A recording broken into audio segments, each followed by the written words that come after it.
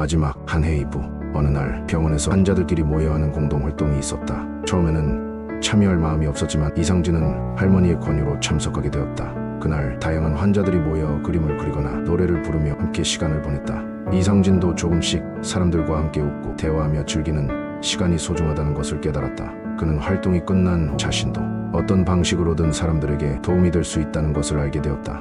어느 날 이상진은 병실에서 어두운 기분에 빠져 아무것도 하기 싫어했다. 그의 병이 점점 악화되는 걸 느끼며 상실감과 후회로 가득 차 있었다. 그런 그에게 하루 종일 밝게 웃으며 지내던 환자 박 선생님이 다가왔다. 왜 이렇게 힘들어 보이세요? 오늘은 어떤 일에 대해 이야기해볼까요? 처음에는 그런 말을 듣는 것이 귀찮고 짜증이 났다. 그냥 지치고 힘든 거려.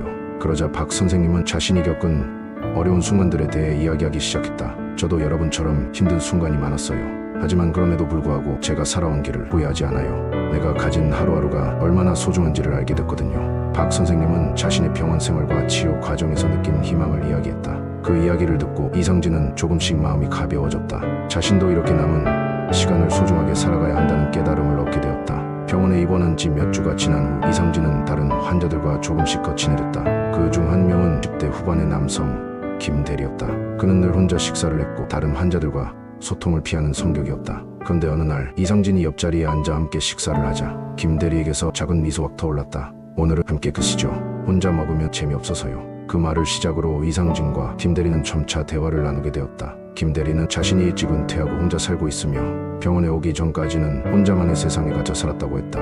김대리는 어쩐지 자신의 이야기를 이상진에게 털어놓기 시작했다. 그런 그에게 이상진은 마음속 깊이 공감할 수 있는 감정을 느꼈다. 저도 평생 남들에게 관심을 두지 않고 살았어요. 그런데 이제 알게 되었어요. 사람이 함께 살아가는 게 얼마나 중요한지요. 그날 이후 두 사람은 함께 점심을 먹고 서로의 이야기를 나누며 우정을 쌓았다. 이제 김대리는 더 이상 혼자만의 시간이 지루하게 느껴지지 않았다. 이상진은 점점 더 환자들과의 관계가 깊어져 가면서 더 이상 혼자 있을 이유가 없다는 생각이 들었다.